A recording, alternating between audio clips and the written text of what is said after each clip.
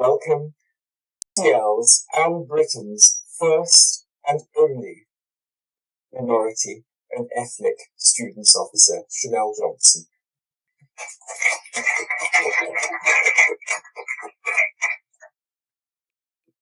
Hello everybody, my name is Shanell Johnson, and I'm firstly going to tell you a little bit about my desire to understand some of the issues around BME attainment. Then I'm going to go on to some of the limitations, and thirdly I'm going to talk in detail about the project. My background is rather varied, and it's difficult to claim one industry. I've worked in education, the military, construction, media and marketing. But one thing that has been consistent is my commitment to young Black people and their empowerment. From the age of 13, I ran a local newsletter and I set up our youth parliament. Why we began is because a youth worker once said to me, if you want to do something, you just got to get up and do it. And I said, like what? As any 13-year-old would do. And he said, you start a newsletter. And it began there. And it went from strength to strength. By the time I was 18, I was director of the London Youth Forum, and I was chair of the Millennium Youth Council and trustee for Summer Education UK. 21 soon hit, and it was time to go into university, which I did, and I didn't like it. I was one of those dropouts. I didn't like what I was studying, and I didn't feel a part of the whole process. However, at university, I was running the National Black Youth Forum, and I'd taken the concerns of Black young people to the United Nations. So challenged Tony Blair, we had 5 years worth of focus groups, which gave us the chance to produce the Black Youth Charter. So I was completely dedicated, and I still am, to the cause. So fast forward to now, I arrive at UCL to study my Masters in Project and Enterprise Management, and instead of focusing on my studies, I was a bit distracted by the opportunity to become the Black Students Officer. So I ran for the post when it was a part-time position. I didn't get it. I didn't get it, it's because the union had no idea who I was. I walked in September and October, ran for elections in October. Who is this person? Who does she think she is?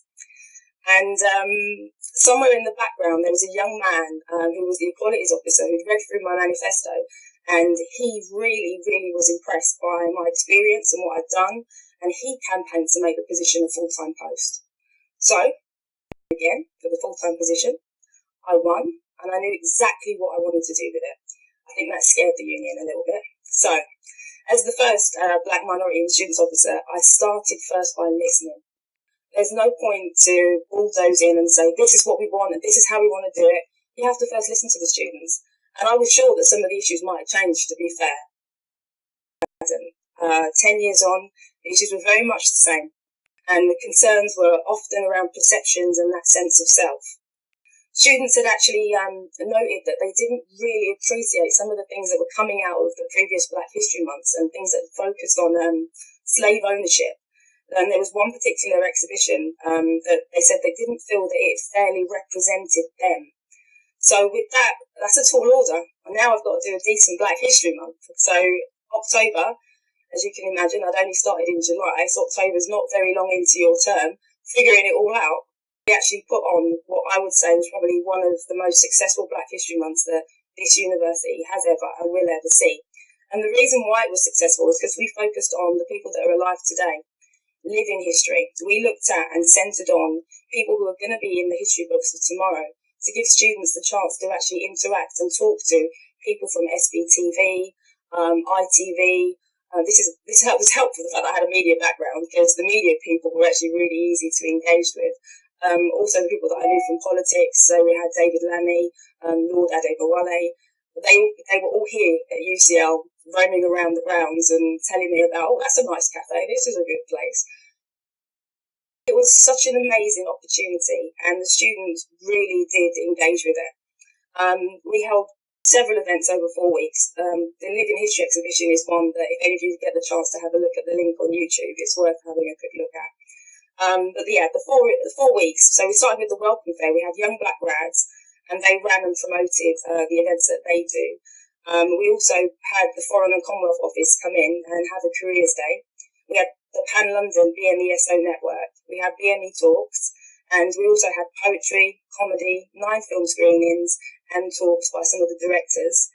We had a cultural showcase, the African Market Day, and we launched our mentoring scheme, which is called Raw Talent. Black History Month.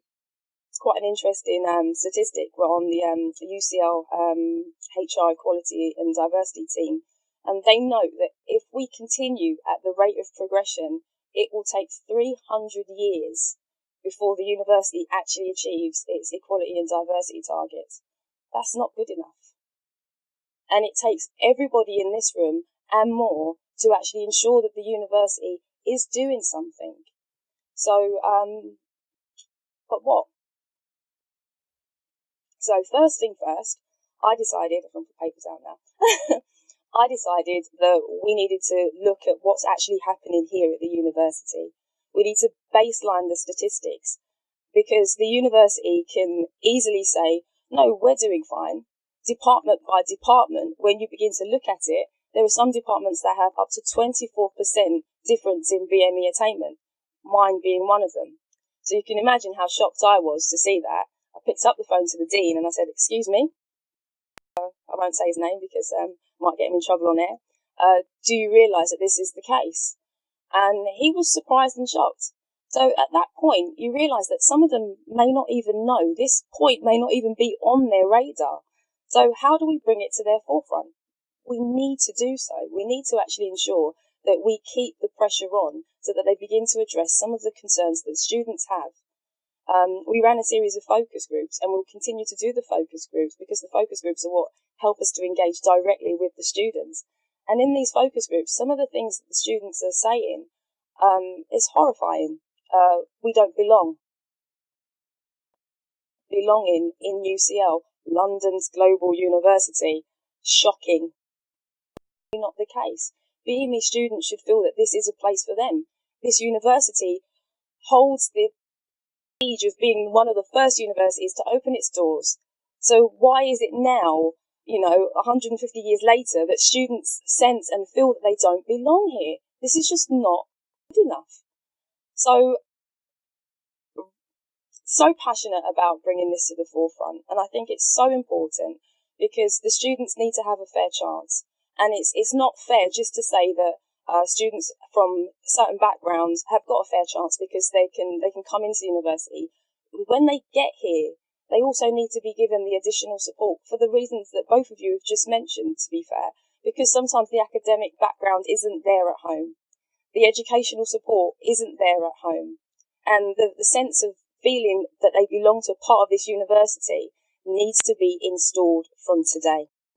When we finish this report, we're going to be presenting it to the academic committee, and we hope that they take it seriously. We really need the full force of groups like this and the full force of groups like Why Is My Professor Black, and the momentum to actually continue to ensure that students' voices are heard, and not just heard, listened to and acted upon. So I thank you for your time.